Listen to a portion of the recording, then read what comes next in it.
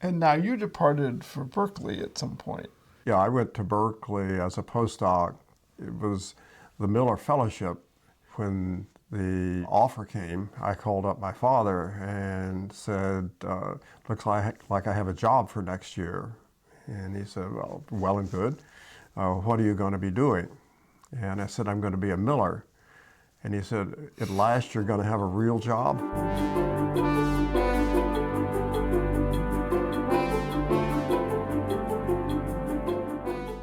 Going back to Poincaré, I'd been interested in residues.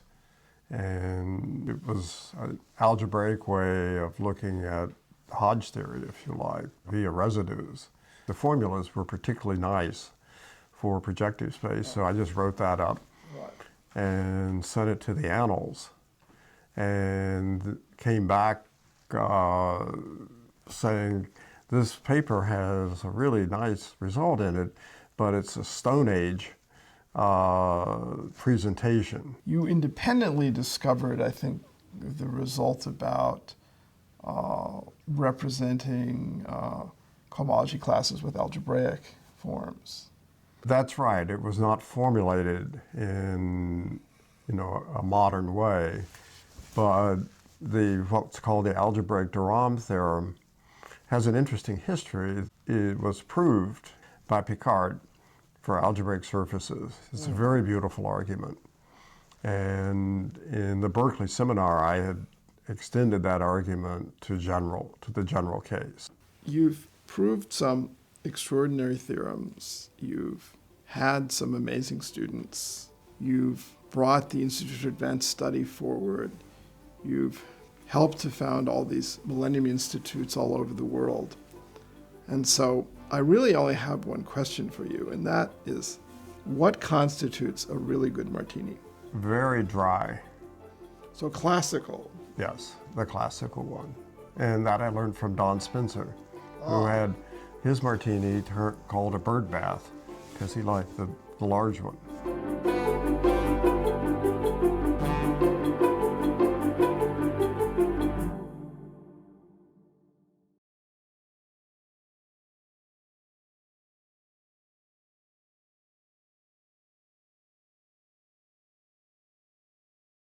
You and I have known each other for more than 40 years now. It's just 40 years ago that I got my PhD from you. And, there's certainly a lot still that I don't really know about you. You appeared on the scene like a comet in my first year of graduate school. You were at the Institute at that point, I think. Say a little bit about, where you grew up and your family. I was born in Raleigh, North Carolina, and most of my early years were spent moving around the state with my father, who worked for the state in different rural areas. He worked for the State Department of Conservation and Development, essentially state parks.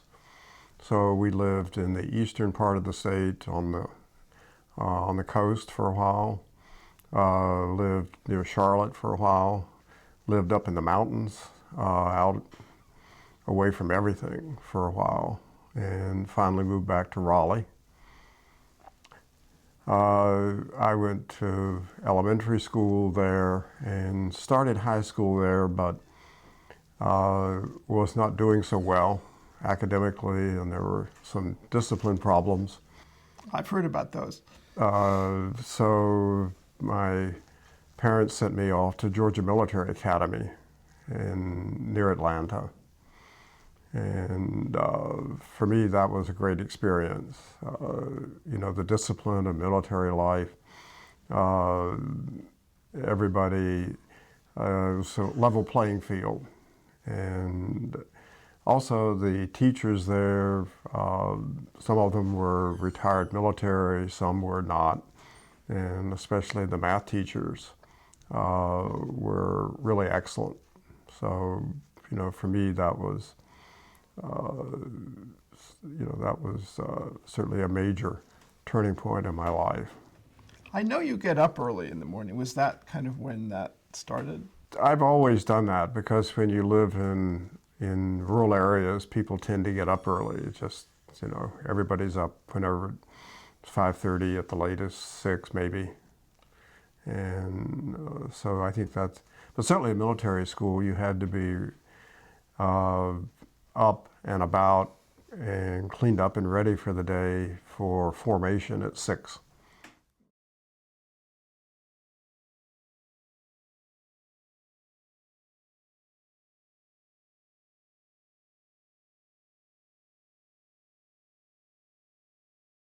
After that, you went to Wake Forest. The tradition at Georgia Military Academy was to go to either one of the service academies or the Citadel or VMI. And so I was actually admitted and enrolled in Annapolis. And in April, flunked the physical from basketball injuries.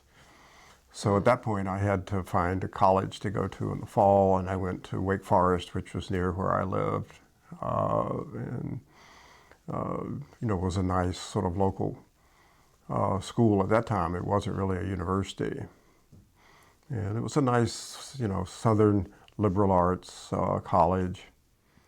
And I had the impression you played basketball there. I played basketball in high school and was a fairly good player. Those were the old stop and shoot rather than run and gun days. And so at Wake Forest, I had a small grant in aid, possibly to play basketball, but they discovered fairly early on that times had changed on the court. I hadn't. So they put me to work tutoring the athletes. So basically I worked my way through school pretty much, doing tutoring of the athletes, grading papers. I mean, I know that your fondness for basketball has endured. I mean, I have memories of sitting next to you watching Celtics games and, explaining mathematics in between the exciting plays. The Celtics were the period when you were a grad student, and I was in Princeton, and then later up in Cambridge. That was just a golden era for professional basketball. Still, Bill Russell is to me still the best team basketball player ever. Did whatever it took to win the game, but not much more than that. The math training at Wake Forest,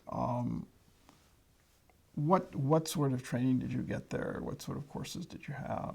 It was a pretty limited curriculum. There were 2 years of calculus, a year of college algebra.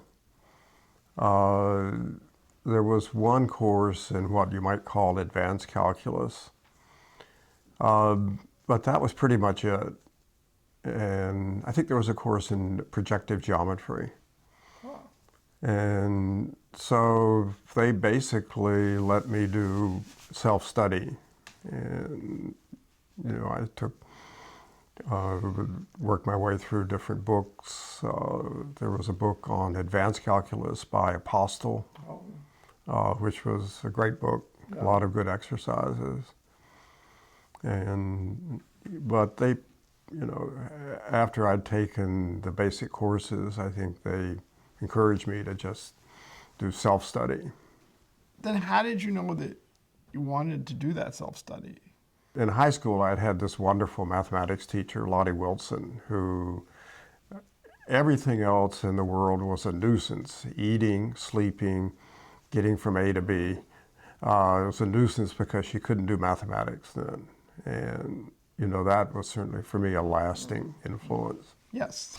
Then when I went to Wake Forest, one of the reasons I went there was they had a medical school. And I think my mother especially was hoping I would become a med student, but the chemistry lab course finished that off. So mathematics was, it was what was left, and it was what I enjoyed. A lucky break for us, certainly. I mean, one thing about Wake Forest, which I do appreciate, is that it was a liberal arts school. So you had to take Greek courses in history and religion, because it was a church school, a Baptist school, philosophy, languages. They emphasized languages there, not just Greek, but German, French. So, I think going on into a career in mathematics, to have had that in college was good. Certainly also for some of the later things you did, I can imagine. Maybe not the Greek, but... Well, the Greek is good for math, that you learn the alphabet. Right.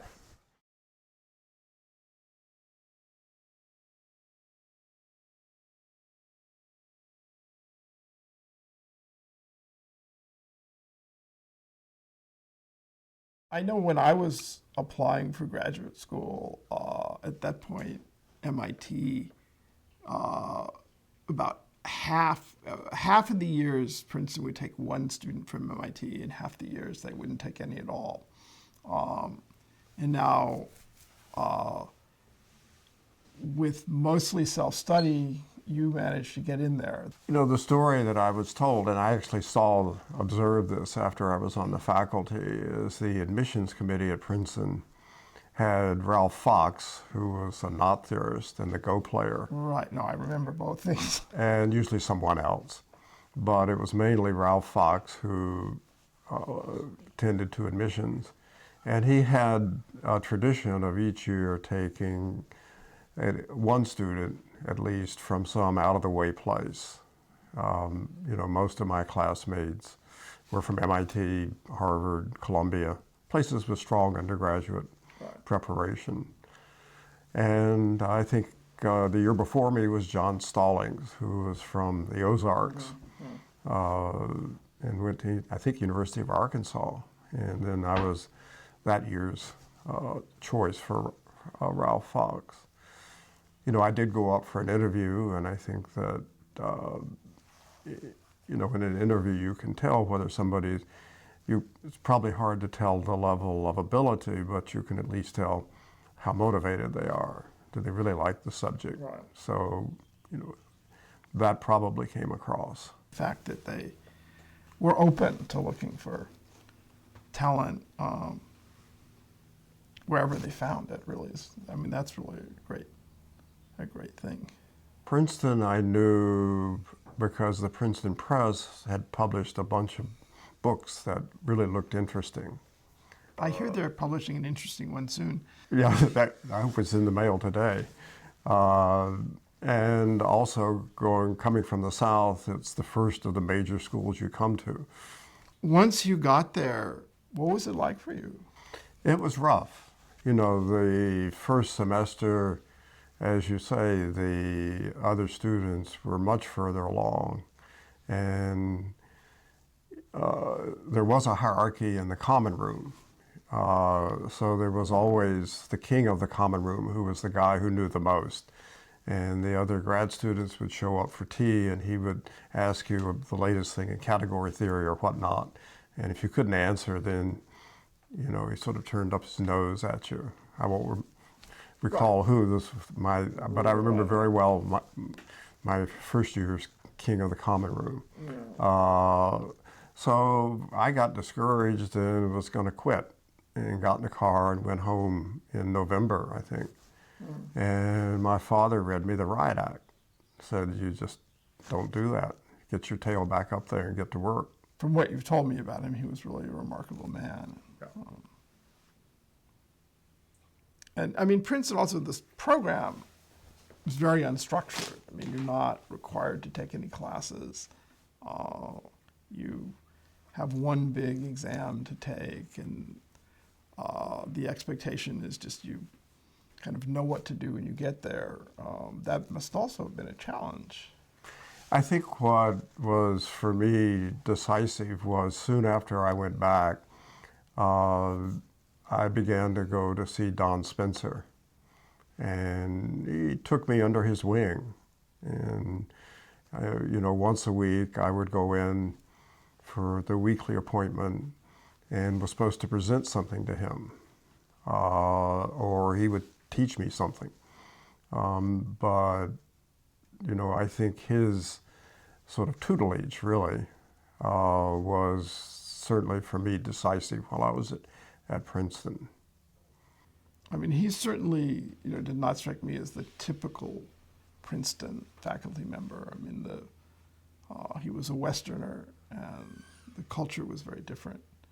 In fact, I think I remember he was quoted in the New York Times at some point as saying that, you know, when he was at Princeton, he felt like he had his fly down the whole time. That he, Yes. you know, sort of was a fish out of water in certain ways.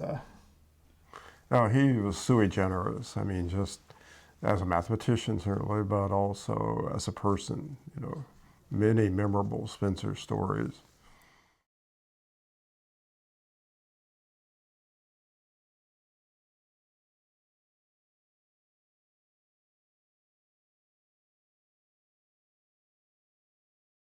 So how did you get interested in geometry? That began in high school, plane geometry, and Lottie Wilson taught analytic geometry and solid geometry and trigonometry. And then I had a course in projective geometry at Wake Forest and studied sort of elementary differential geometry on my own. It was a book by Struick from MIT, Right. undergraduate. So, you know, I think Don Spencer and others at Princeton, but him in particular, encouraged me to continue. And he got me to read the book by Hermann Weyl. Hermann Weyl had written a book on Riemann surfaces in 1912 and had written a new edition of it in German in 1955. And I think that was my first real immersion, if you like, in real mathematics. I mean, you're seeing a mind of an enormous stature at work. Right, and also sort of the approach to geometry using analysis, that's a key ingredient in complex analysis in That's right. particular. Yeah. Yeah, I mean, I think solid geometry was an interesting course that, like, by the time I was in high school, that had kind of been dropped. I think in a way it's too bad because it developed a type of intuition that. It's good for navigation. Ah, So right.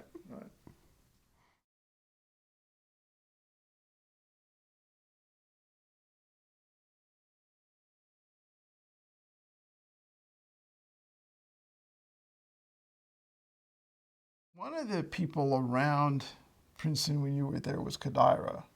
Kodaira was there, and the second year I was there, he gave a course on algebraic surfaces. And it was just a beautiful course. The way that Kodaira taught, he didn't speak. He just wrote on the board in this beautiful handwriting. And this room had 3 or 4 boards, and he would fill them up and then go back. And it was clear, succinct. You know, it was really, it was a wonderful course. And I remember toward the end, Grauert had discovered an algebraic surface, an elliptic surface, that had an infinite number of exceptional curves of the first kind. And that amazed Kodaira. And so he came in and he said, Professor Grauert has discovered this amazing example. And he starts drawing these infinite number of curves all the way around the room. So, How did he and Spencer start their collaboration?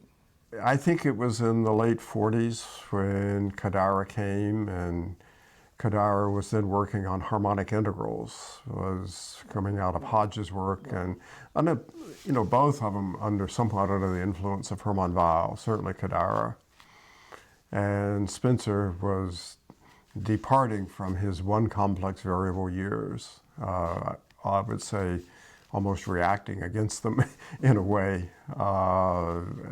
and was going into several several complex variables, but really differential, the complex manifolds was just then emerging. And I think he and Kodaira began their collaboration, I think the early 50s, and it was a wonderful collaboration, complementary ways of looking at mathematics, complementary, insights.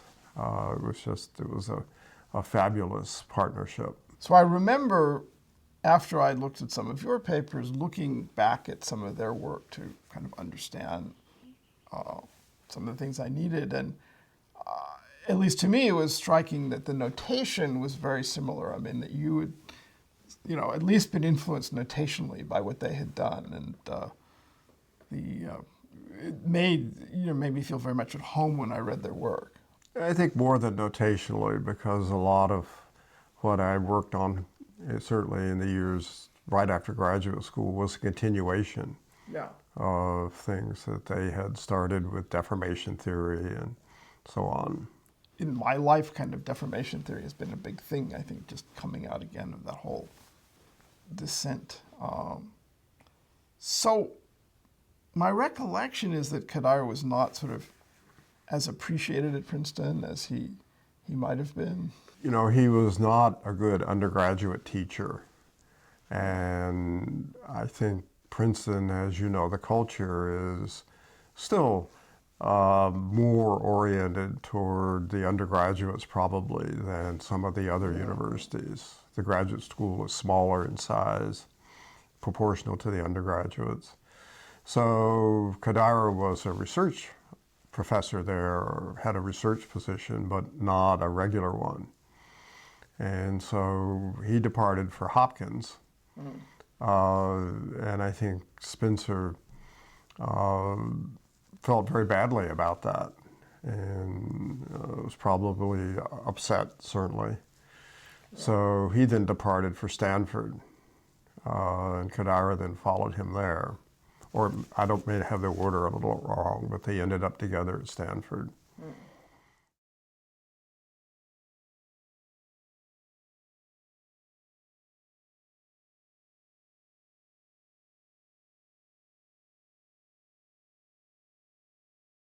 And now you departed for Berkeley at some point. In the latter parts of my years at Princeton, I got more and more interested in differential geometry, especially complex differential geometry. And Spencer said, you should go out and spend the summer with Chern. That was the summer of 1961. So he got a hold of Chern, and I went out to Berkeley and had a marvelous summer. I mean, you've been in Princeton, it was liberating to arrive in Berkeley. Yes, I did the same thing. When I was there was a formula that one of the students had come up with, which is N+3, which was the number of years it took you to get a PhD at Princeton, where N was the number of summers you spent in Berkeley. Ah, okay. So you went there on a Miller, is that what? The summer was summer of 61, and I remember I ran out of money while I was out there. I was living in a boarding house. And so I went to see Chern and said, I'm going to have to go back, I think, because, I'm running short of cash. I didn't put it that way, but. And the next day, there was somebody from the math department that asked me if I'd teach the summer complex variables course, which I did, and I loved it. Chern's son, Paul, was in the course. So that got me through the rest of the summer. It got me back home. And then, I went to Berkeley as a postdoc. It was the Miller Fellowship. And I remember when the offer came, I called up my father and said, looks like I have a job for next year. And he said, well and good. What are you going to be doing? And I said, I'm going to be a Miller. And he said, at last you're going to have a real job? Chern, of course, was again a larger-than-life figure. I guess you worked very closely with him at various points. I think initially I basically continued an incomplete graduate education, which you know well, you don't get a complete one at Princeton. Right. At Berkeley, in large part by going to the classes Chern taught. There was integral geometry, there was one on minimal submanifolds, and it was around then that he got interested in value distribution theory. So that was the first I had seen of that subject. And then I remember also learning stuff at Berkeley, you could, after the postdoc, I was an assistant professor, and they let young assistant professors teach a graduate course of their choice. So I taught several complex variables from Hugo's book. That's how I sort of learned that. And, I taught a course in Lie groups. Berkeley was great in that respect for young faculty. I had a similar experience that they let me. I taught a course in Riemann surfaces, and I got to teach elementary differential geometry, which, of course, at Princeton I had learned the formal stuff, but not the elementary stuff.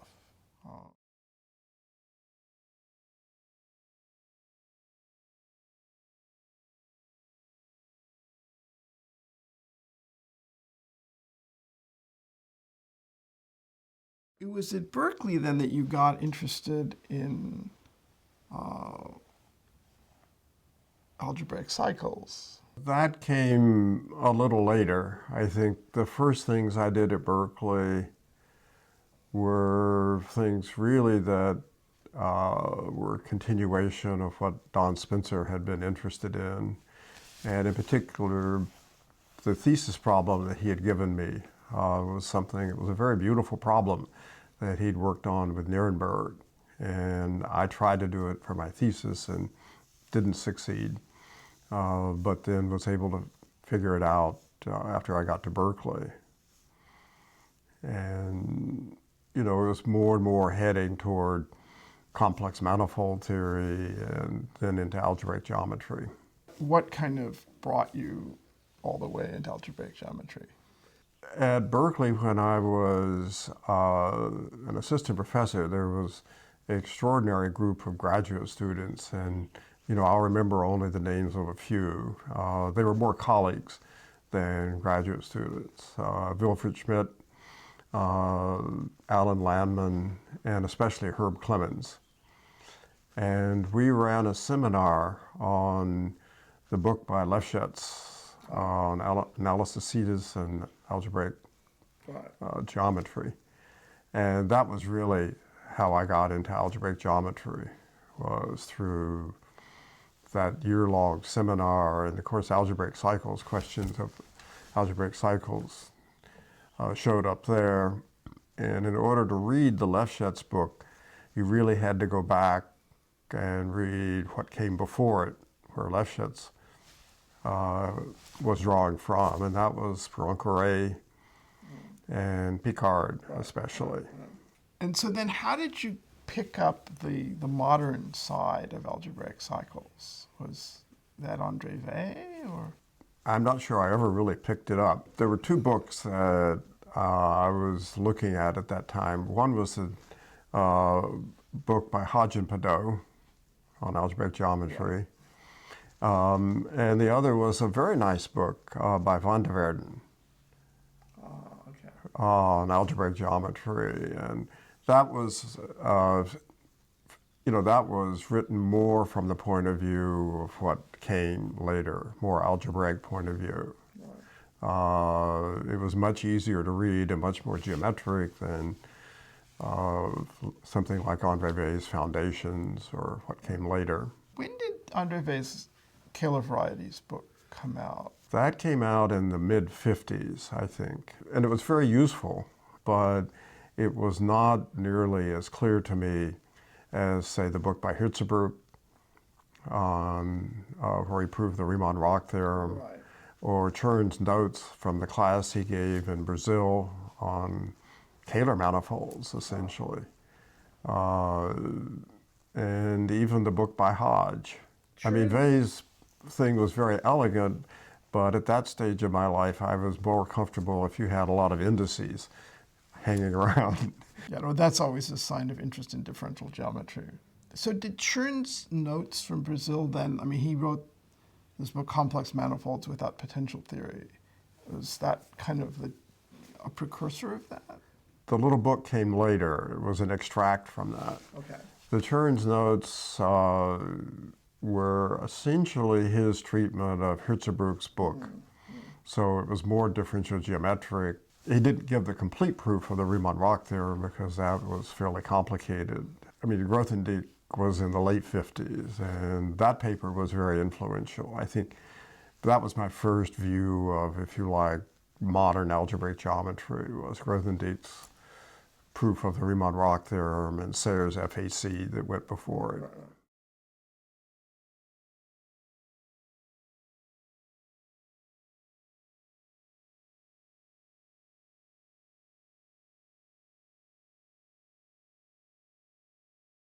Then how long was it before you started writing your papers on algebraic cycles and rational equivalence? And That was toward the end of the late 60s, so it was, I think it was when I came to the Institute that I really got more deeply into algebraic cycles. And at the Institute that year was Herb Clemens, right. and we worked on the cubic threefold for a while and got it wrong. And he went off to Chile. And when he came back, we'd fixed up. This was after now I was at Princeton on the faculty. We got it, or he got it right. There was a funny factor of 9 that was floating around. And The paper on rational equivalence had an impact on your life beyond mathematics. the one on algebraic equivalence. The one that came out in the Annals, where the typist... That was a paper on rational integrals, yeah, and got into algebraic equivalence of cycles. Going back to Poincaré, I'd been interested in residues, and it was an algebraic way of looking at Hodge theory, if you like, via residues. So I wrote a paper sort of doing that for projective space. It was clear that the formalism was general. You didn't have to use projective space, but the formulas were particularly nice for projective space. So I just wrote that up and sent it to the Annals, and came back saying, this paper has a really nice result in it, but it's a Stone Age presentation. Why don't you do the thing in generality? And I just didn't feel like rewriting it, so I didn't. The Annals took it nevertheless. So. But now, wasn't the person who actually typed the paper later involved in your life? That was done, Taffy had typed an earlier one. So my wife, Taffy, was a student at Berkeley, and after she graduated, got a job in the mathematics department and was actually typing a couple of my papers during that period. And there was one on Abel-Jacobi maps and stuff like that that was published in the one of the conferences from Tata that she typed. I mean, the story she told me was that she read this paper, and I guess, she had the way that the paper was submitted to be typed, you didn't meet the author initially, and so she tended to form impressions of the authors based on their mathematical style in some way, and she had decided that you were some old guy. And when, in her words, when this young, handsome guy walked in as the author of the paper, she was really kind of overwhelmed. Certainly for me, that was a lucky Yeah. occurrence. They did have a typing pool at Berkeley. You just gave your paper to Sarah Hallam, who was the boss of the math department, and she assigned them. All right. So, I mean, if computer typesetting had come in, earlier, life would have been different. So you mentioned Grothendieck. Of course, you also met and interacted with in various ways. And I mean, in some sense, you independently discovered, I think, the result about representing cohomology classes with algebraic forms.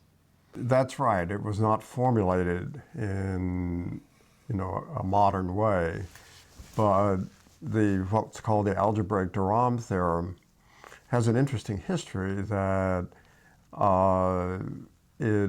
it was proved the proof is correct as far as I can see and complete by Picard for algebraic surfaces. It's a very beautiful argument. And in the Berkeley seminar, I had extended that argument to the general case.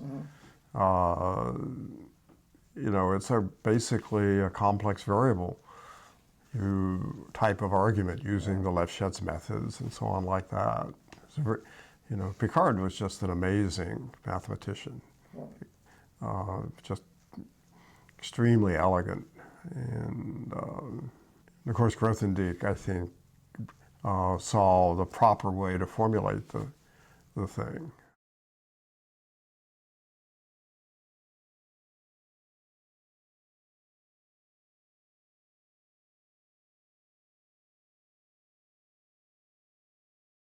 A flourishing of different schools, and particularly the Italian school with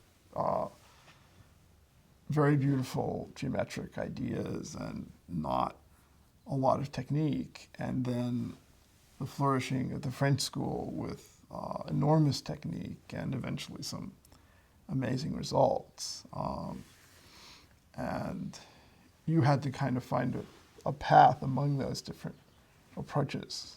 I think, Cadara, the course on algebraic surfaces, was rooted in the Italian schools, the Enriquez Castelnuovo book on algebraic surfaces. My getting into algebraic geometry came through that route. How much algebra were you exposed to in the course of your education at that point? None. The last formal algebra course I had was college algebra at Wake Forest and some linear algebra. But, what we think of as algebra. Right, so Grothendieck must initially have seemed like from another planet. Although in person, he was very concrete, very geometric. And even the proof of the Riemann-Roch theorem is an extraordinarily geometric set of ideas. The Serres paper, the FAC, helped a lot because that, if you just had rudimentary commutative algebra, you could follow that. Well, in some sense, I think there weren't easy places to learn the algebra that you needed. I mean, in some ways that was, Hartshorne wrote his book to try to have some of the algebra available, and then Eisenbahn had to write a book that gave you all the algebra you needed to read Hartshorne's book. At Princeton, when I was a student, and probably when you were a student, I don't remember there being any algebraists on the faculty. Tim O'Meara was there for a year or so, and he taught a course that I went to for a little bit, but it was on algebras and the sort of Wedderburn, Albert type of stuff. But what we would think of as algebraic number theory and so on, I don't remember that being at Princeton at that time. Iwasawa was there, I guess. Maybe Iwasawa had come, yeah. So that was after I was a student. Yeah, Iwasawa and Shimura came, and they kind of really then established, and I guess there was some representation theory, but I know when I came, somehow topology was, seemed like it was going to carry all before it. Of course, Princeton, going back to Lefschetz, in the 30s. It was sort of the center of topology. So he was still, he and Bachner were both still there when. Bachner and Lefschetz were still around, and Feller, Yes. and Alonzo Church. You know, it was a wonderful faculty. Yeah.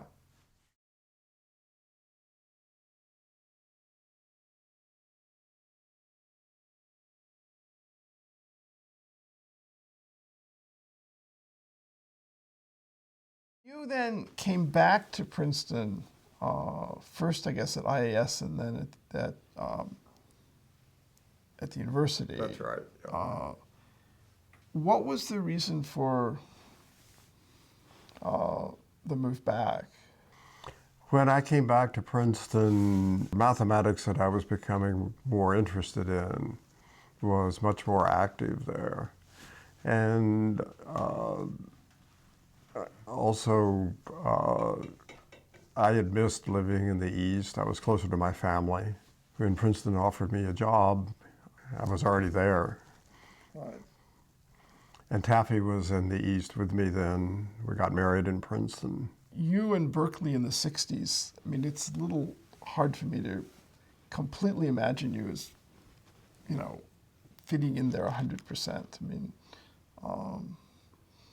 certainly it was a kind of wild time. And it was an extraordinarily interesting time.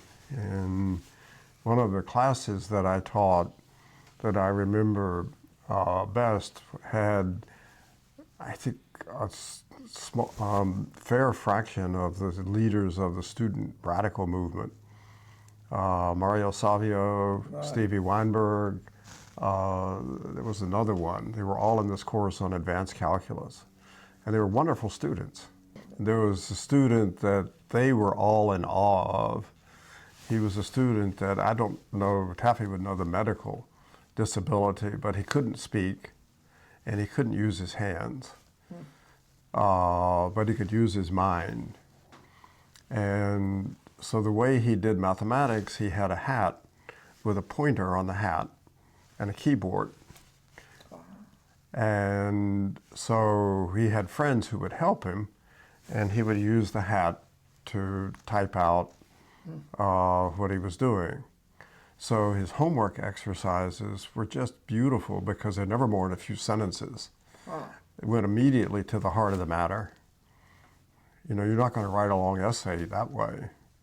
And he had a wonderful mathematical mind. I mean, he just saw things that were extraordinary. I've always wondered what became of him because he was a really sweet kid. it's just almost immediately you attracted this group of extraordinary graduate students in Berkeley. You know, we were all learning algebraic geometry, if you like, the Lefschetz style together. As you know, Herb became a master of that. I taught the course on Lie groups, and I think Wilfrid was in that at that time. And I was just beginning to think about period domains and stuff that had a group theoretic flavor. And that was a perfect fit for Wilfrid. You know, his mathematical tastes and style. Representation theory is just, for him, a natural.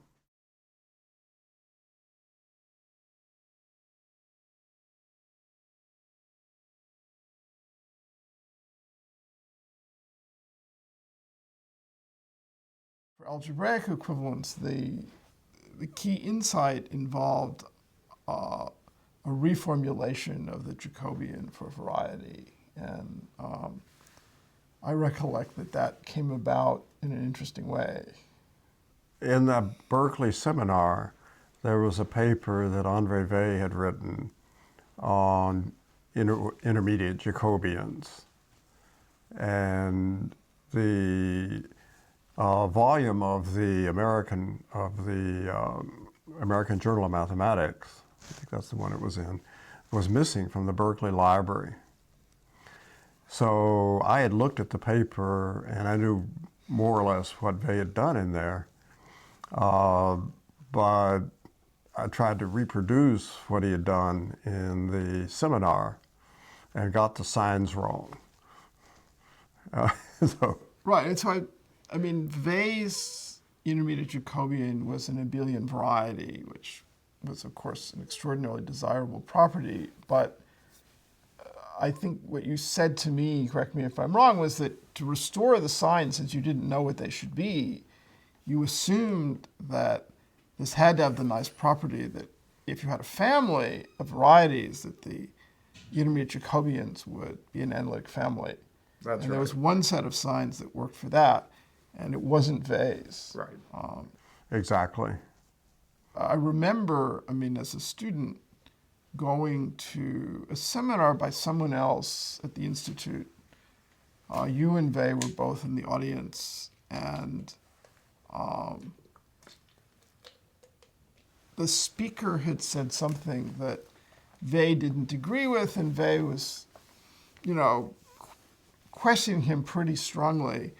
And you said, no, it's okay.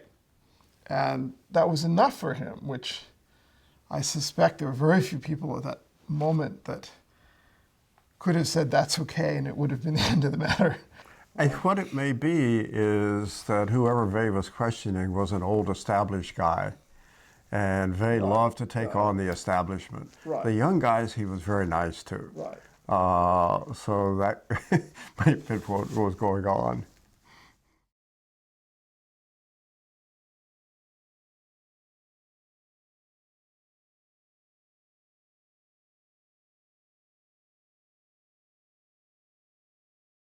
So I showed up at Princeton as a graduate student in 1968.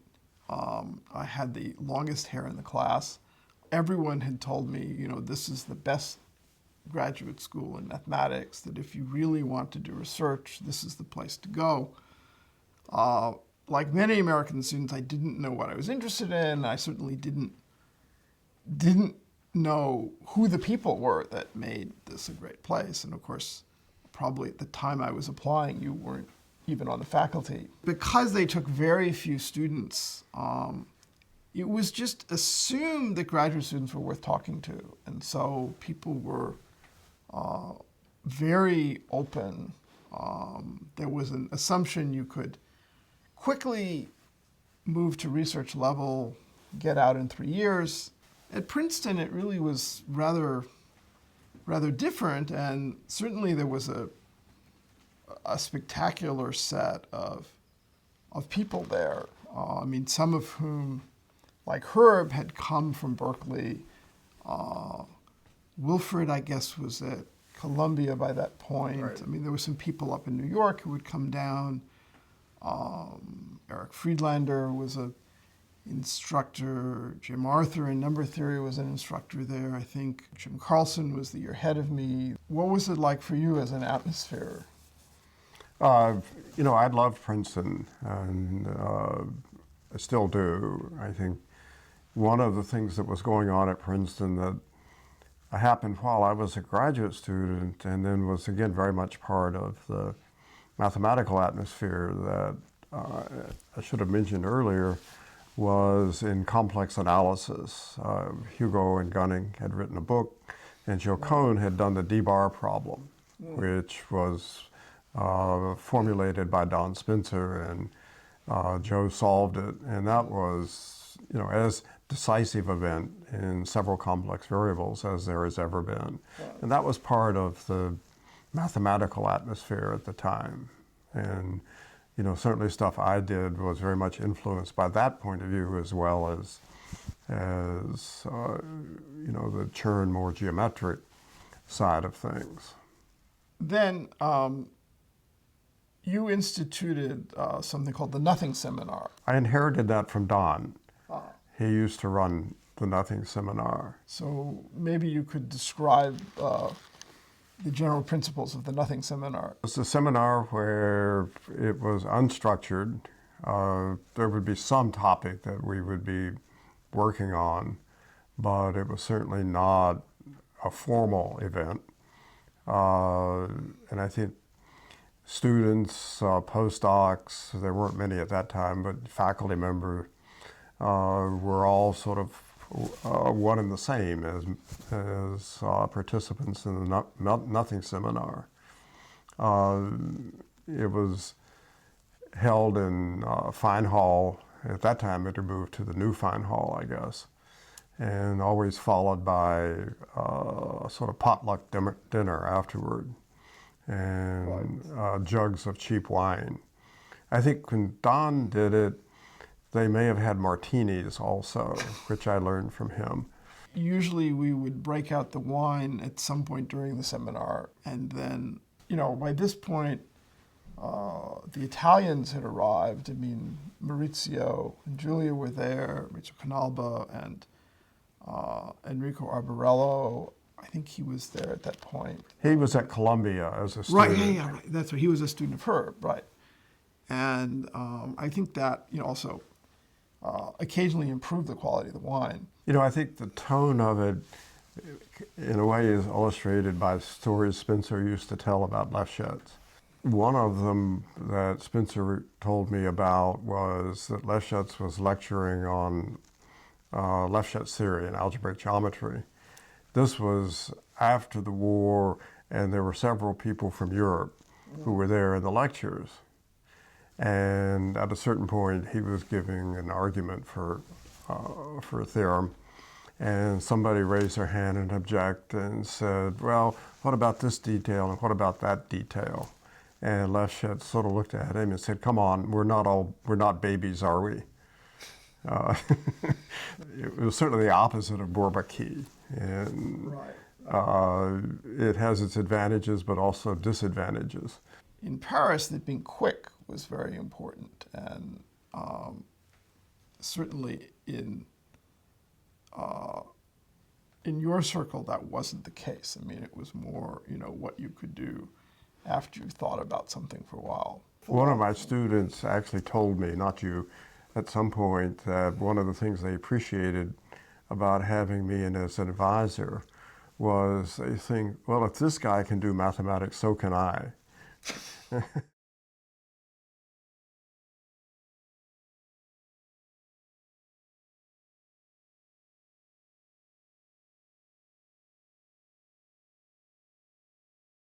How would you describe your kind of strategy for being an advisor?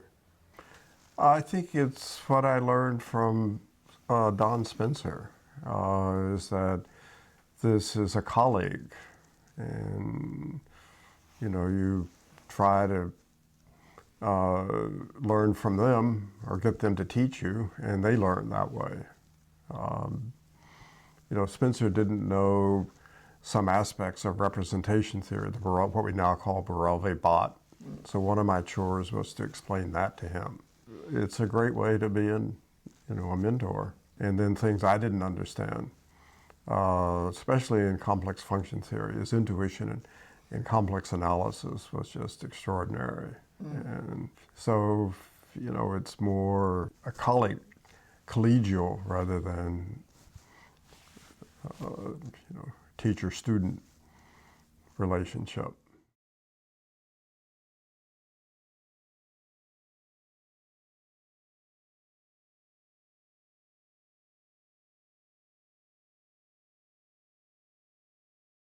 One of the things about you that I think is unusual is that you have a lot of what you might call adopted students. I mean, people who were not your advisee, but who became,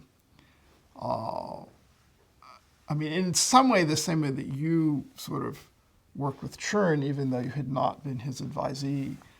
I think of Maurizio or Robert Bryant. Maurizio and Robert would, regard you as at least as major an influence on them as anyone else. Well, in the case of Maurizio, he had been, the Scuola Normale doesn't have what we think of as a formal graduate program. But he'd been, to the extent they have students, he'd been a student of Andreotti. And Andreotti had sent him to Princeton. So Maurizio brought to me that point of view of mathematics, which I love. In the case of Robert, his father and my father knew each other. Oh, I didn't know that. Because my father worked, as I said, for the state. He did stuff dealing with the State Forest Service, and Robert's father was a farmer, and they interacted that way. So in the small world department, and of course mathematically, we had very similar interests to the extent that there's someone who carries on in the same way the lineage of Cartan and Chern, it's probably Robert. Right.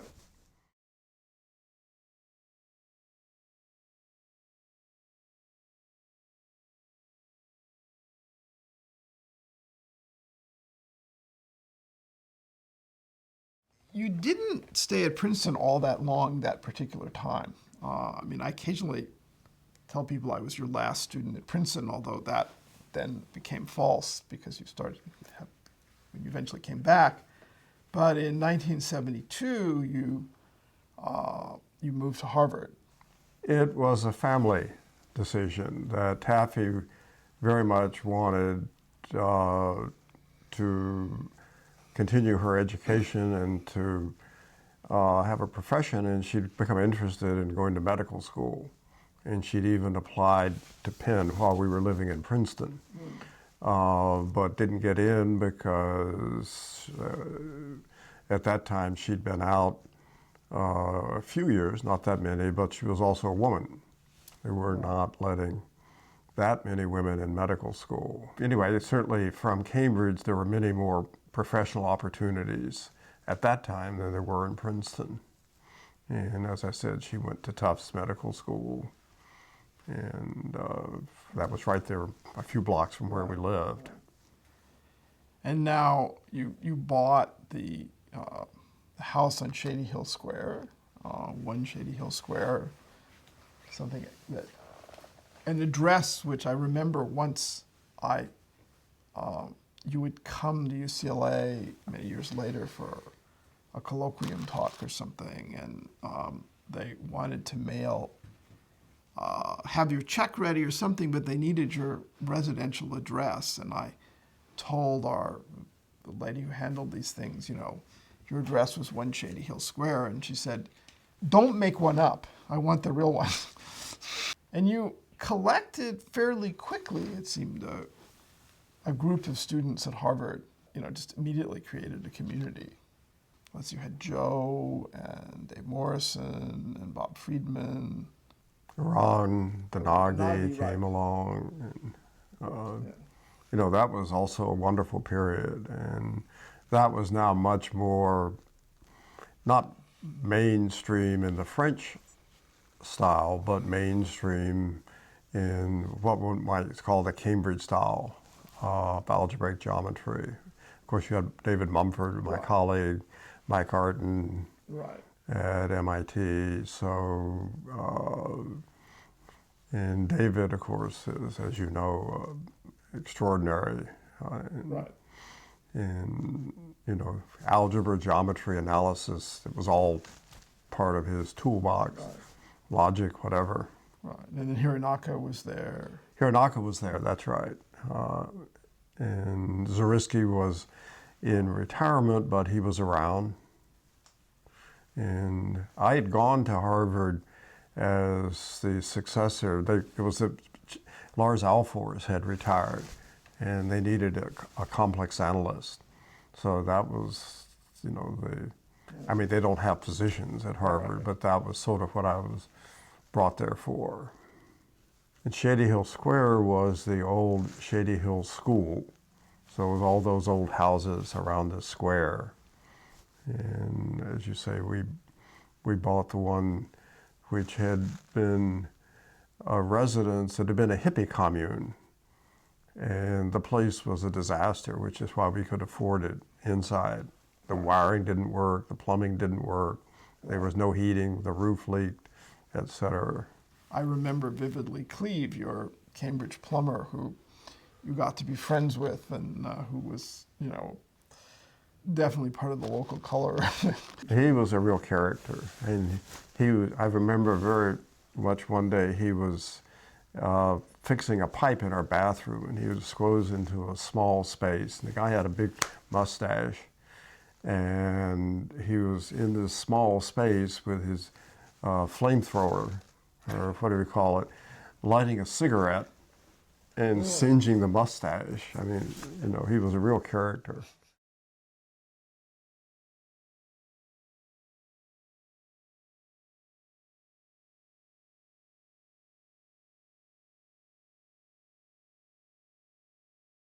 In Harvard at that time, the chair was a rotating position, and so you managed to avoid doing it. That's right. I'd watched my predecessors being the chair of the Harvard department, and it was a real nuisance because the chair was essentially a bureaucratic position, and you had to deal with the dean. And also at that time, they did not have strong staff support. It was sort of after that you switched and started having differential geometry students as well. I mean, kind of more exterior differential system stuff. Yeah, there were people from that side of things. Also, I had some applied math students, Bill Symes, Right. who worked on integrable systems, and Went on to people who be were more very- from analysis end of things. So how did that happen? Well, Bill Symes, I taught a course on, I forgot whether it was mechanics but it had some integrable systems in it. And, he got interested in that and became a very good applied mathematician. I mean, very applied. I'm not remembering the timing in terms of when Robert Bryant came into your life. That was around 1979, 1980. Chern had a conference in Berkeley where Robert and I both went. It's the first time I think I'd met him, either 79 or 80. And then we started collaborating. I mean, you and I were doing things together at that time. Right. And then Robert and I started fairly systematically collaborating during that period. Right. And that was much more, as you say, exterior differential systems with a fair amount of analysis put in, because exterior differential systems up to that point had been much more formal and geometric and didn't really have estimates in it. Right. And, there was Dean Yang was a student during that time, Eric Berger. Right.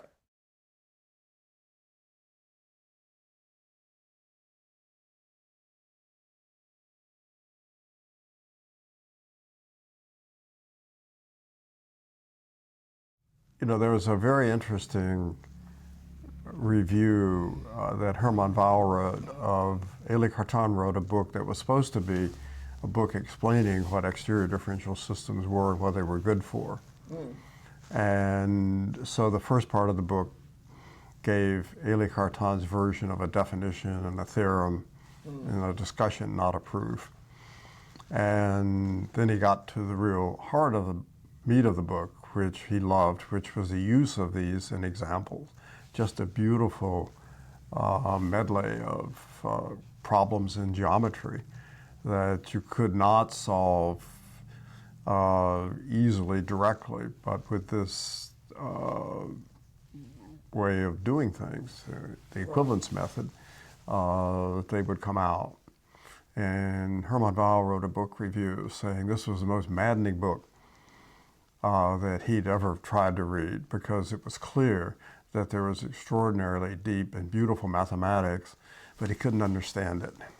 And he just could not figure out, what the magic was that Élie Cartan was doing. I'm sure Hermann Weyl could have if he'd stayed at it, obviously.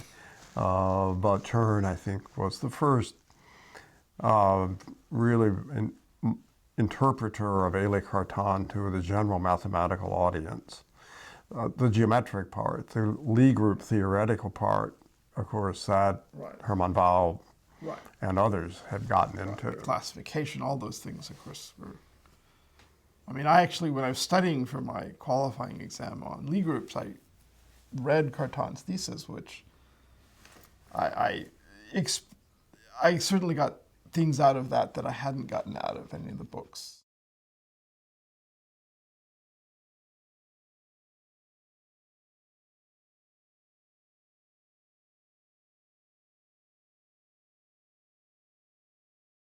One of the lessons you've occasionally taught me is that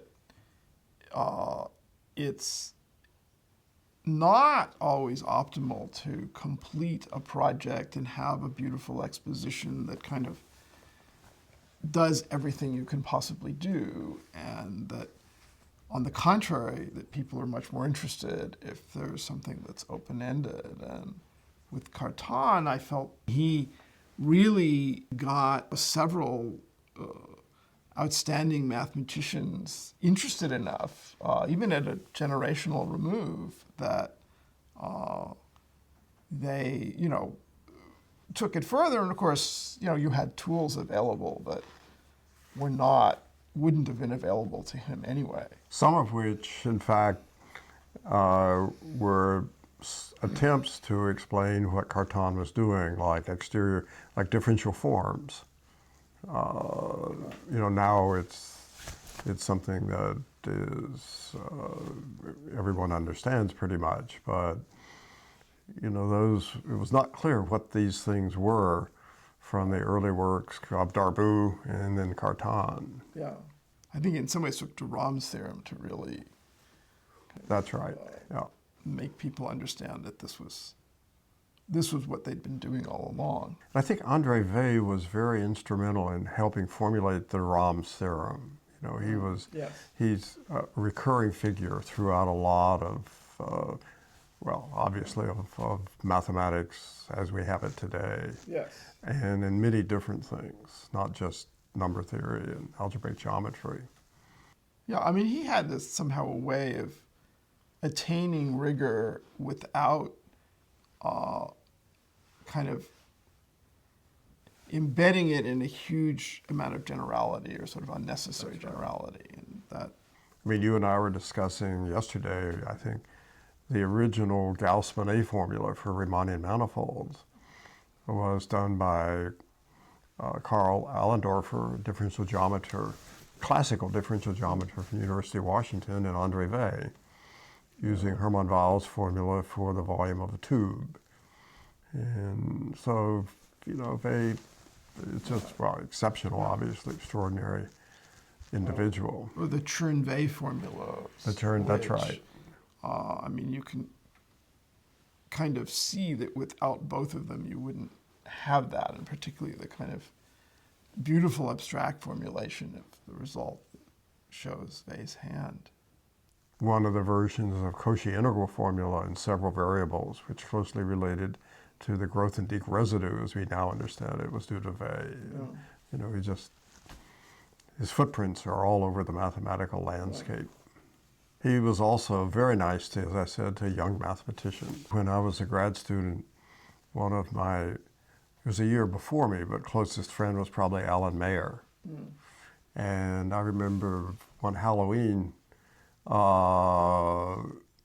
we went out to play trick or treat on André Weil with a martini glass and knocked on his door, and Weil was there waiting for the kids. He had candy and popcorn and all sorts of stuff. He was getting the biggest kick out of these kids. So Alan and I showed up with a bag over our head and a martini glass, and he loved it. Fixed us a martini. So, and Spencer used to love to tell Weil stories.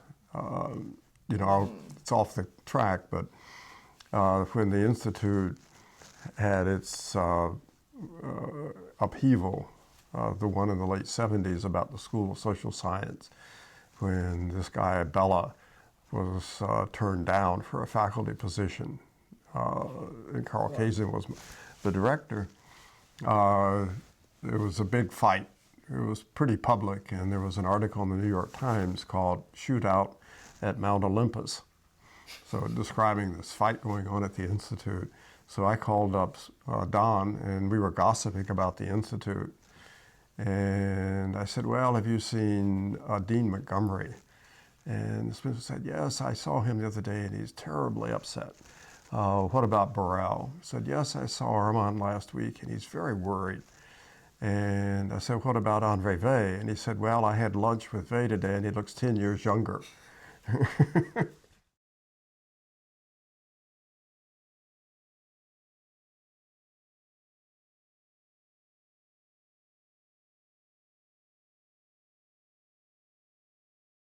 You left Harvard and took on an administrative position at Duke. So the story, the way this happened is my father, as is typical of many Southerners, Southern men, started smoking at a very young age and developed lung cancer. And my mom had passed away, so he was alone and he didn't want to go to the hospital. So he asked if I'd come down and stay with him in the house. And so I basically moved down to Raleigh. It's on the outskirts of Raleigh where he lived. And I'd been down there, I don't know, 6 weeks or so when I was getting bored. And I had friends at Duke. One was Morris Weisfeld because of the Duke Journal. Sure. And one was the man who was then president. I had friends in the math department other than Morris, but most relevant to this is the man who was president of Duke, Terry Sanford, had been the governor of North Carolina. And my father had worked for him, so I knew him. Not well, but well enough so that he, when we saw each other, as we had done occasionally, like when my father's retirement was, referred to me as son, a typical Southern. So I went over to Duke, and Morris had mentioned to Terry that Morris was on the search committee for the new provost and had somehow discussed this with Terry. So when I saw Terry, he said, you know, we've been looking for a provost. He said, would you be interested in the job? And I said, well, what does a provost do? And Terry, being a typical politician, said, well, son, there are three constituencies in the university. There's the students, there's the alumni and trustees, and there's the faculty. He said, I take care of the first two, and you would take care of the third. So I talked to Terry and the man who was then the chancellor, although they got rid of that position later, Keith Brody. And the more they talked about what might be possible to do at Duke during that period, because it was, the research triangle was just coming into its, it was just getting firmly established. This area was my home, and I had missed really living in the South.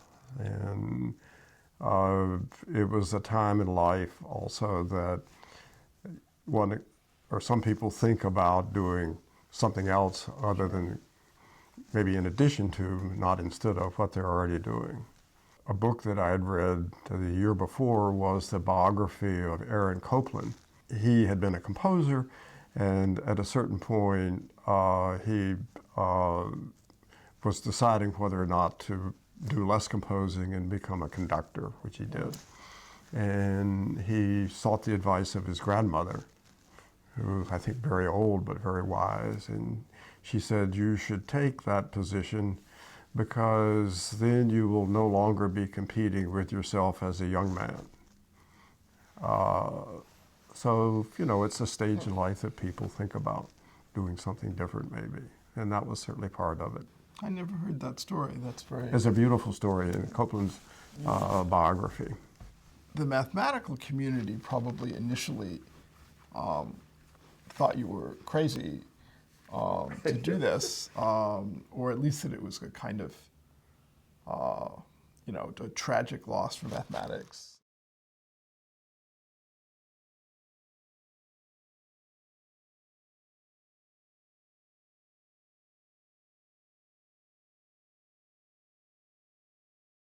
What was it like when you actually got there and had to do this?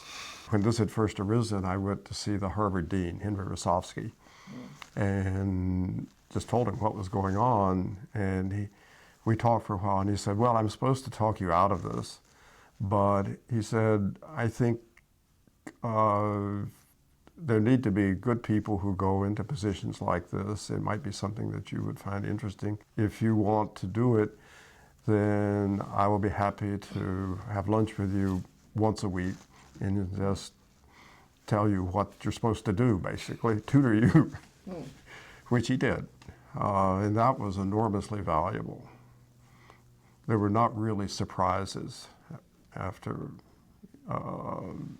in that sense that Henry had really, he tutored me about how one does something like this. If you in turn were going to tutor someone, what would be the first couple of things you'd want them to know? Above all else, listen. And that doesn't mean you're not supposed to do something. So it would be first, listen, but secondly, once you've sort of listened and seen what the situation is, just get it done. Don't mess around. Move on. As you know, of many instances of administrators I've dealt with where I wish they had talked to you first.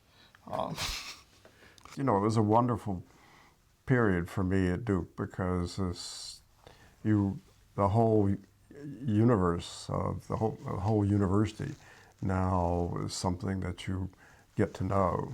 The med school, the law school, the business school, the engineering school, as well as the usual arts and sciences. So how did you do that? I think Taffy has asked me about, where did you learn how to sort of be in this different role in life, an administrative role. And I go back to military school.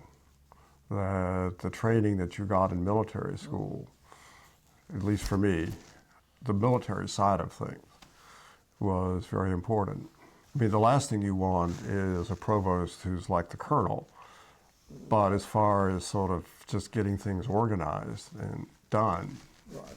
At the time you took this position, you had a reputation in the mathematical community for fairness and good judgment. I think probably anyone who, if two mathematicians had a dispute about something, and they had to pick someone to go to that they knew would, fairly adjudicate the matter, you would probably have been close to the top of everyone's list at that point. I was talking to someone from I think it was from NC State, a statistician, who said, remember, your time there, and said, well, you decided to build up statistics at Duke, and you called all the chairs of statistics at the other universities and talked to them and said, well, what are your strengths? What would be the strengths that would then make for, the region as a whole to have a great group in statistics. You managed to continue to do mathematics during that period, although obviously at a slower pace. Right. And what was your strategy for doing that? First, that I kept on teaching. I taught undergraduate courses at Duke just to, get out of the Allen Building, which was the administration building. And would go to the seminars in the math department. I think structuring your day, so, I essentially did mathematics till mid-morning and didn't show up in the provost office before then. Because at least for me, once I showed up in the office, the mathematics was over with, So, and for that you need very good people working with you. So you remember that Melissa came down from Harvard, a very young person, but very good at untangling the finances of a Byzantine operation, which Duke was. And there was a senior person a wonderful man, Tommy Langford, who'd been dean of the divinity school. That was sort of my, you know, my mentor at Duke. He knew the Duke family and all this, Right. all of that. And then Malcolm Gillis came down from Harvard. He was in the econ department at Harvard. He was a Southerner and had actually been a grad student at Duke.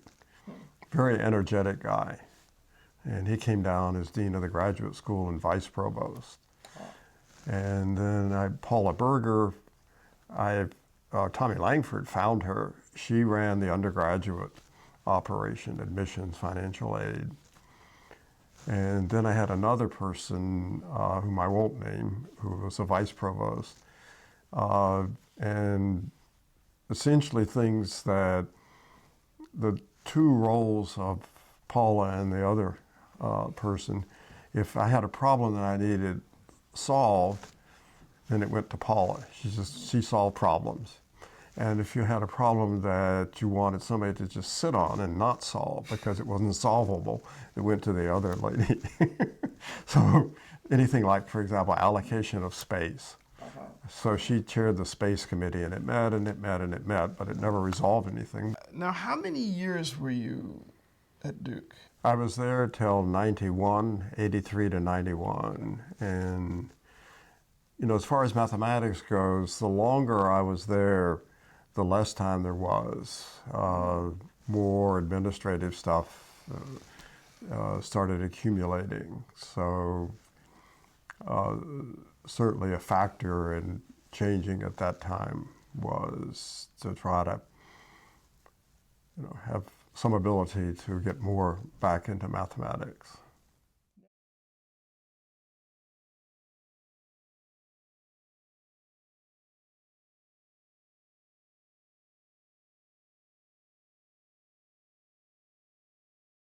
In 1992 came, and you moved from Duke to become director of the Institute for Advanced Study. I remember at the time you told me that you thought it would take about a third as much time, and therefore free up time for mathematics. How did that whole thing come about? They approached me, and if I remember right, it was the initial contact was Enrico Bombieri, whom I'd known because he'd lived in our house in Shady Hill Square way back in the 60s and was, of course, a faculty member at the Institute. And to see if there was interest. And, you know, I had felt that I had pretty much done a lot of what I was going to be able to do at Duke, and it was becoming more and more administrative. And also when you are in an institution and are seen as an agent of change, which I think probably I was, that has reactions that begin to set in and you become less able to do things. Right. So the first formal approach was Jim Wolfenson, who was then an investment banker, but chair of the board of the Institute, called up and wanted to come down to see me in Chapel Hill, where I lived. So I went out to the airport and picked him up in his plane, which he'd flown, or his pilot had flown down. First experience with that. Drove him out to the house, and he was an amazing man. Probably the most gifted in many ways person I've gifted in the sense of having just multiple talents that I've ever come across. He was an Olympic fencer and so on. Played cello in the Carnegie Hall.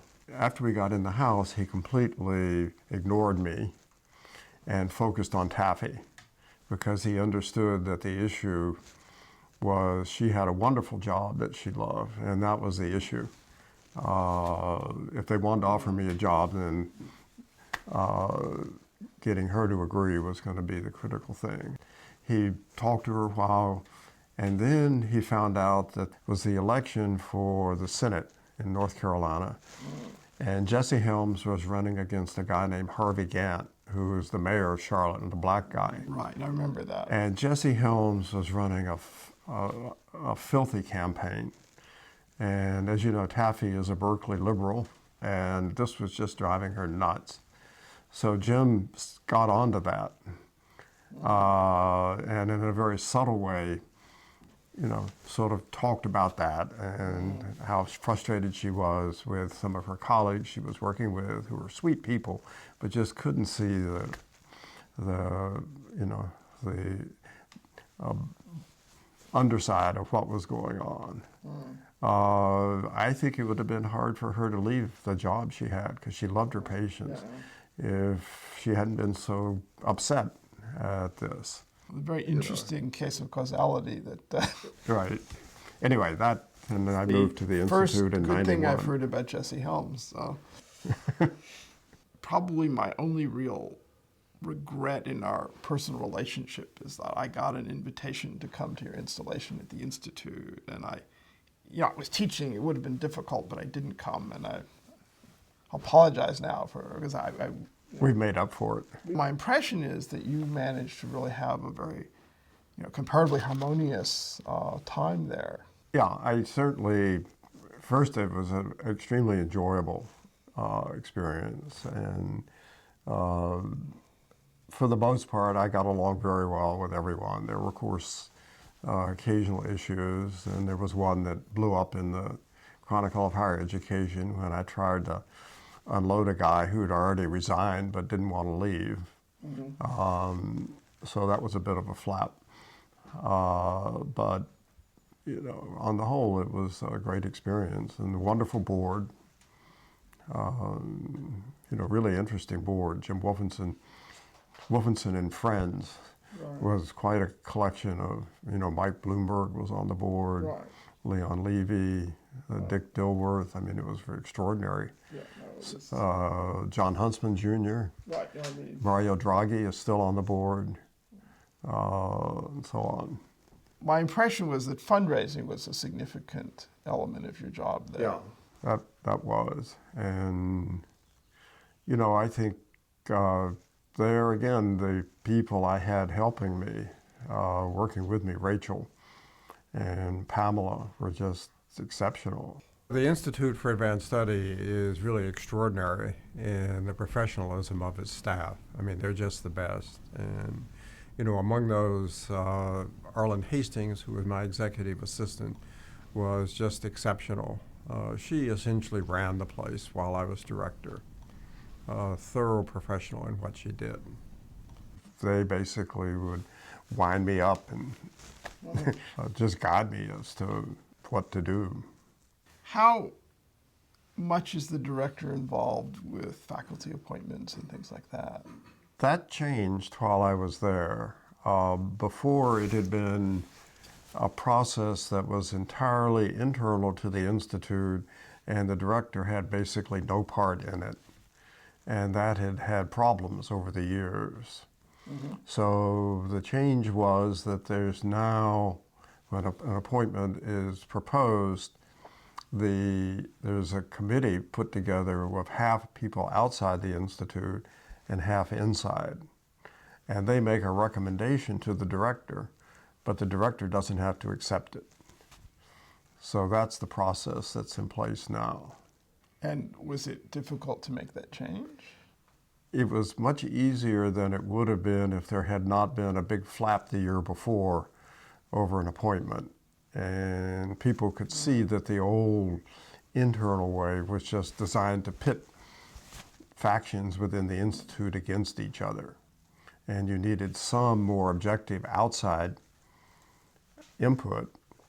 And I also felt that the director, since they're responsible fiscally for the place, have to have the ability to turn back an appointment that just isn't appropriate. So you were in the unusual position of having, earlier in your life, been offered an academic appointment at the Institute. And I think that, if I remember, you were at Harvard at that point, and I remember everyone was taking you to dinner, and then you decided to stay. But I imagine that the fact that that had happened was very helpful. That was very helpful. I was a colleague, if you like, of the faculty. I mean, I remember at your retirement from being director that Bob McPherson, said that at last, we've succeeded in getting you as a, a full-blown member of the mathematics group. It also seemed like, there were a lot of fun aspects to doing this job. I mean, I came to your daughter Becky's wedding, which was at the Institute, and where it was a Sikh wedding. Dilip arrived riding across the Institute lawn on a white horse. I presume that's the first time that's happened. The morning of that wedding, when Dilip was riding across the Institute on the white horse, Oleg Grabar, a wonderful historian, Islamicist, had just come back from overseas and was just arriving back at the Institute, and he was jet-lagged and punchy from the trip. And he got out of the car, and here's all of these Indians and a white horse and a bunch of Sikhs, and he'd just come from India. And he wondered, what in the world, where am I? So I have a picture of you wearing a turban from that event, which, I mean, we'd always joked about you being our guru, and this was really the icing on the cake.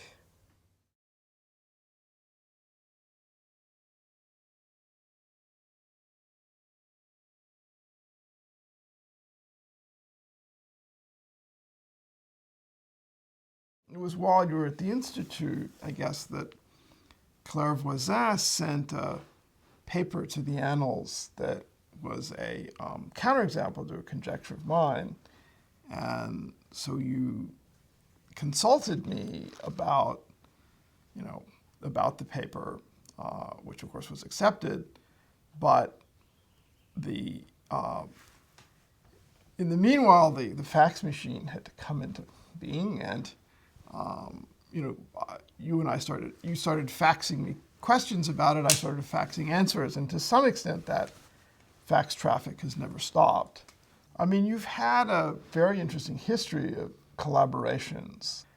In the early days in Berkeley, in Princeton, you had the collaboration with Herb Clemens that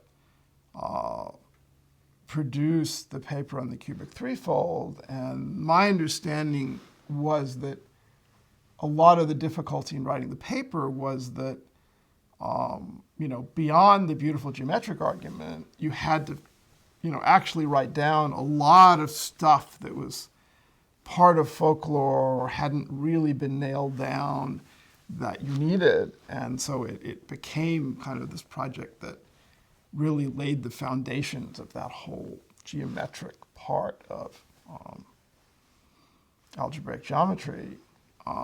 You, of course, collaborated some with Wilfried Schmidt, and I mean, there's still, as we keep encountering now in our collaboration, Griffith-Schmidt varieties that came out of that.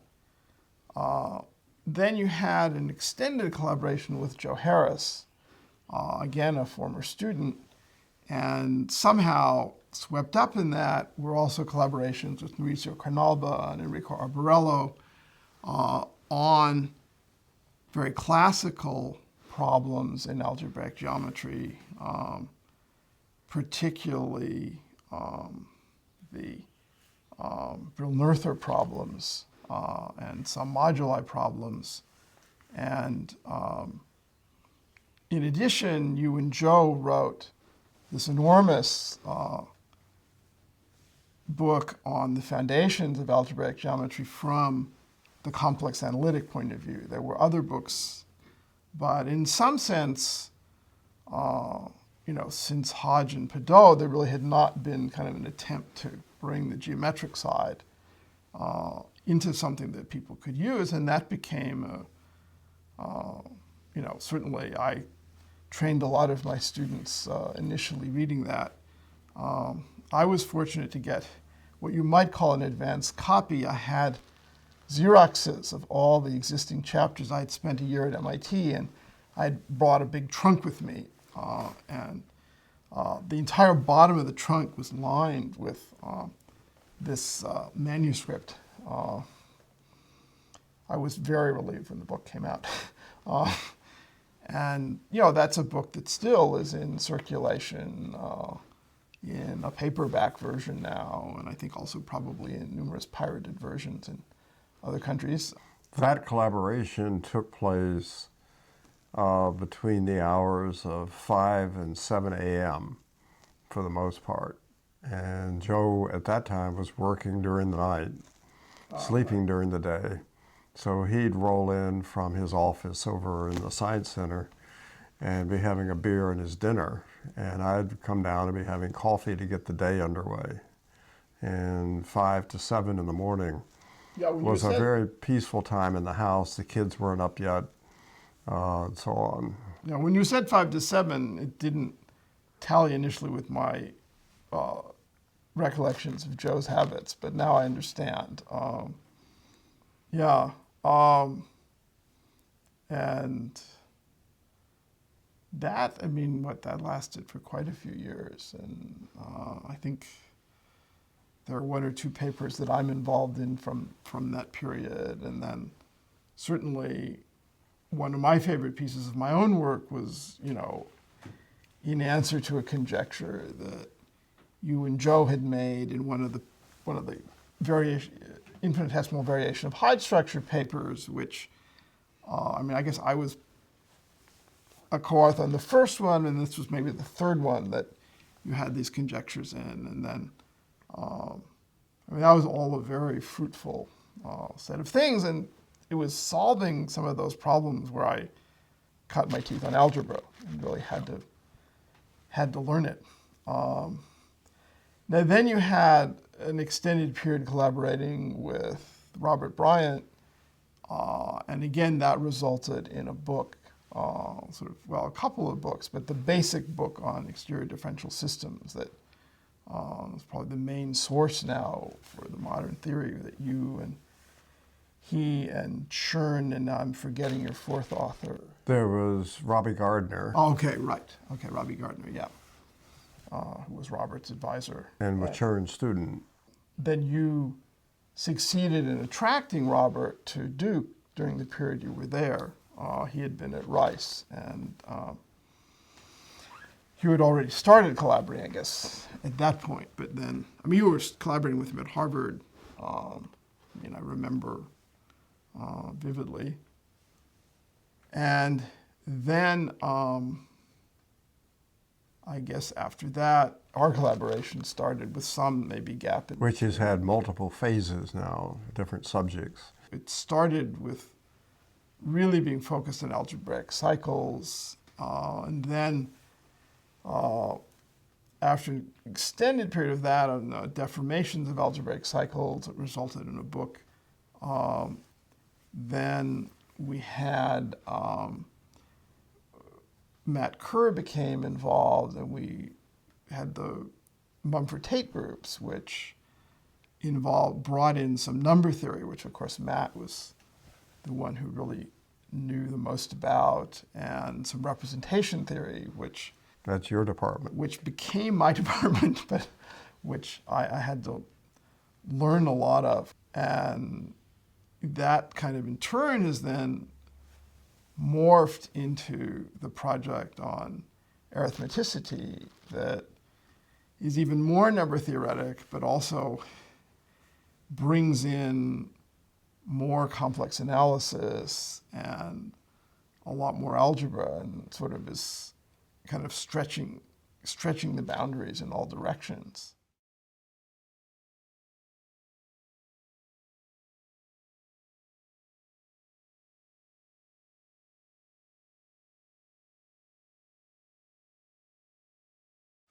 What do you think of, the current state of mathematics? It's a flourishing enterprise. There are aspects about our community that you and I have discussed that really need to evolve. One is the view of mathematics and its uses, not just mathematics as you and I have largely practiced it, Right. but increasingly as it will be used by people outside the field, and how the mathematics community responds to that and relates to that. Not applied mathematics in the way that it used to be thought of, beautiful mathematics, but generally it was mathematics that was not being, at that time, applied in specific problems coming from outside mathematics. The continuing, and I would say probably should be increasing, really, interaction of the mathematics community with other sciences, social sciences, engineers, the people who increasingly need mathematical tools and quantitative abilities and data and models in their work. You know, the interaction of our community with these people in a different way almost, that it's demand driven. That is, we respond to problems that others may think have a mathematical aspect to them, but they're not sure, and they come to us. And frequently they're interesting mathematical problems, as you know, come to us for help, rather than the traditional way, which I think has to some extent been that there's some very interesting mathematics we think might be useful here or there. So it's, and as you and I have discussed, this needs to be not just something that the mathematics community responds to, but also the engineers and the medical people and so on need themselves to have opportunities to interface with the math community so they know what's out there that might be of use to them.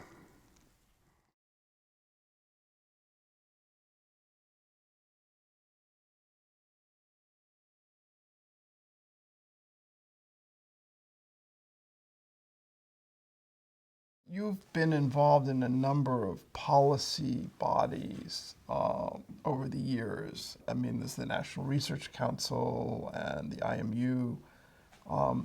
How did that all start? It started with the Board on Math Sciences, which is now the one that you're involved with, which I was asked to chair, I think in 1983, soon after I went to Duke. I did that for a few years, and then they asked me to chair the Commission on Physical and Mathematical Sciences. So that has the boards under it. And then the most interesting job at the Academy was the chair of COSAPUP, which is the policy, it's the Committee on Science, Engineering, and Public Policy. And that's the policy arm of the National Research Council. And that was very interesting. So I chaired that during the 90s.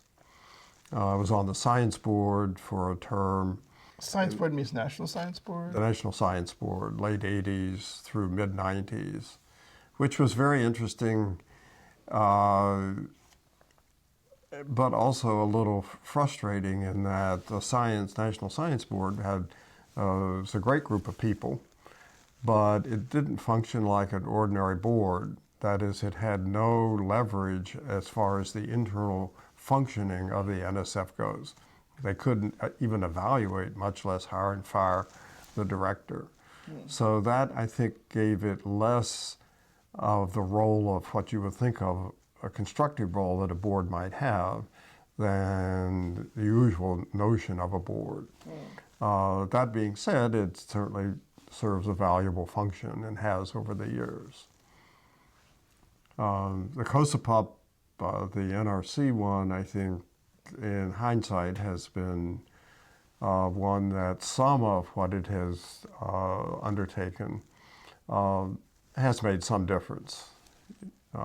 Usually reports go on the shelf, and in my experience, the longer the report, the more chance it has of going on the shelf. So at COSAPUP, we tried to keep them short. Do you have any, besides that, other advice about how to have a report? You do a report, but then you have to shop it. You have to do congressional testimony. You have to take it to congressional staff, congressmen. It's really the follow-up that has been the main thing in my experience that's been missing. Did you find that the people in Congress were willing to listen to? Oh, yeah. And from this point of view of our community, one thing I did in COSAPUP, which was interesting, was, our traditional media contacts are the Washington Post, the New York Times Science page. I was particularly interested that the scientific community should connect with the Wall Street Journal crowd and the Heritage Foundation people. So I got to know them. We may not agree with them, but they are intelligent people. Sure. And, did several op-ed pieces in the Wall Street Journal. One thought I've certainly had and continue to have is the more that the scientific community and the education community really sits down with these people and talks about what they're doing, why they think it's important, why it's in the national interest, et cetera, all the obvious things, the better. I mean, certainly for me, it was kind of a wake-up call that, as a University of California person, that the governor who really was the most favorable to the university was Duke Megent, who was, a conservative Republican, really, but he was getting messages from people in industry that, the university is important, and that, of course, if the people in industry are not in dialogue with the people doing creative work, you're not going to in turn have that happen.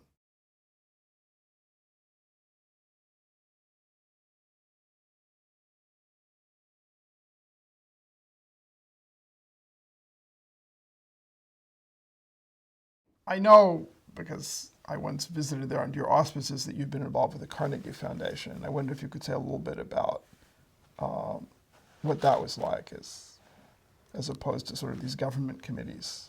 The Carnegie Foundation, which is actually the Carnegie Corporation, the chair of the president of the corporation is Vartan Gregorian, who's an institute trustee. And he had seen two programs, outreach programs from the institute during the time I was director. One was the Park City Math Institute, and the other was the Millennium Science Initiative.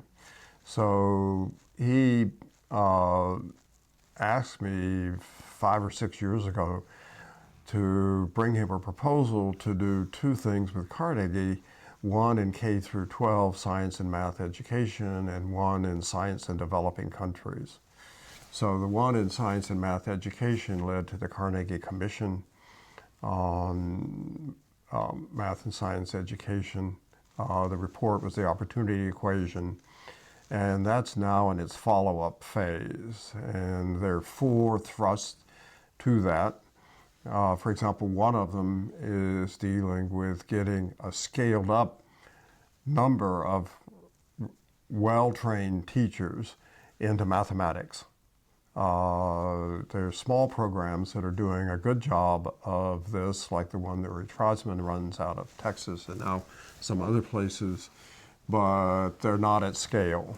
But they are training teachers, preparing them to teach the Common Core, so a much more holistic view of the subject than the traditional high school curriculum. Pathways, multiple pathways, as you mentioned.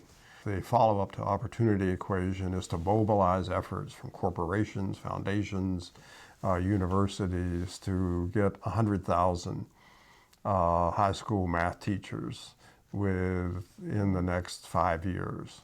I'm involved somewhat, but it's mostly the staff people at Carnegie that are really pushing on saying, okay, there are these 4 things. Everybody seemed to agree that they were appropriate at this point in time to help strengthen K through 12 math and science education.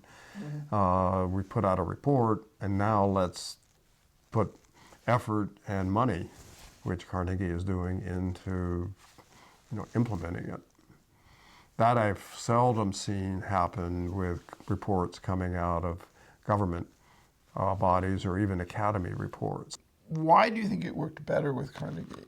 In part because it's a private foundation. I think the trustees at Carnegie play a role, but the critical person here is Vartan, that he's not content to just do a study. He wants something to happen as a result of it. So what he's done, Carnegie has done with the university systems in Africa over a sustained effort over 10 years. There was a study, and that now has led to 10 years of sustained, on Carnegie and some other foundations, hard effort.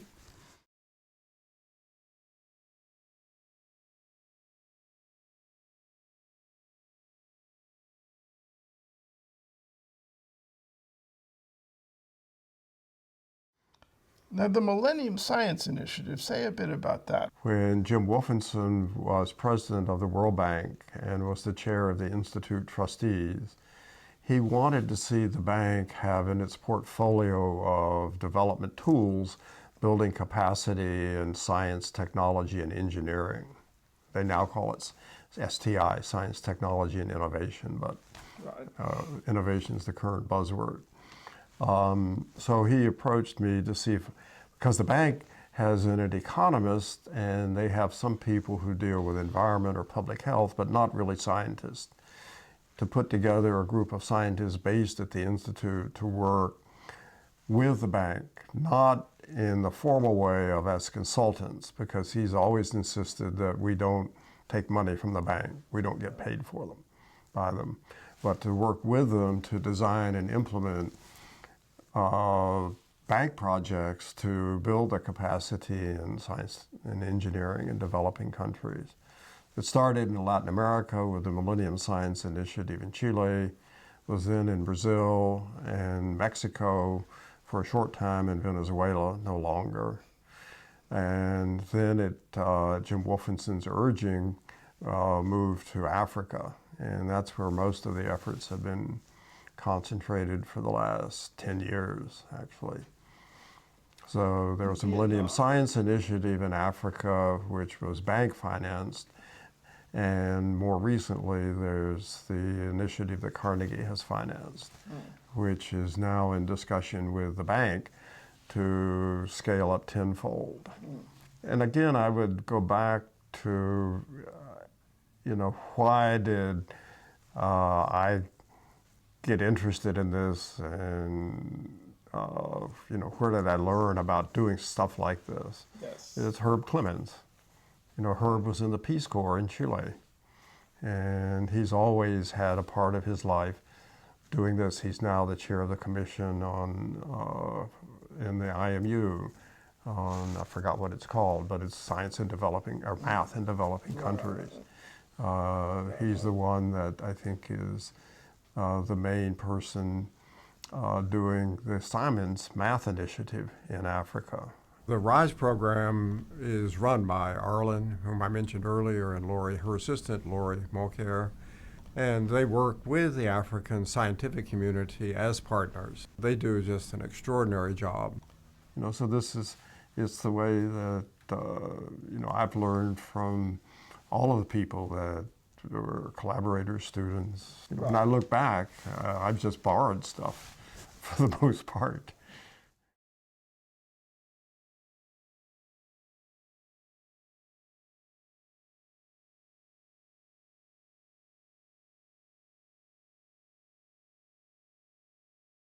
You've proved some extraordinary theorems. You've had some amazing students. You've been, a great agent of change at a university. You've brought the Institute of Advanced Study forward. You've helped to found all these Millennium Institutes all over the world. And so I really only have one question for you, and that is, what constitutes a really good martini? A really good martini? Very dry. So classical. Yes, the classical one. And that I learned from Don Spencer, who had his martini called a bird bath because he liked the large one. From what I've heard, that tradition even runs further back in our mathematical lineage. Yes, that's right. Yeah, Littlewood. Yeah.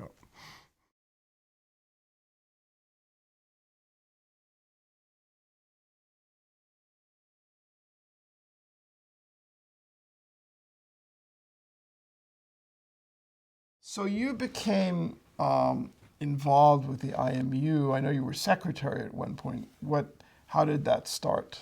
That was when David Mumford was the president, and Jacob Pallas is a Brazilian who's involved with all the bank projects I've done, Right. was the secretary and the incoming president. And they asked me to first to chair the program committee for the International Congress in Berlin. That was 1998. 1998, and after that to become the secretary of IMU, which I thoroughly enjoyed.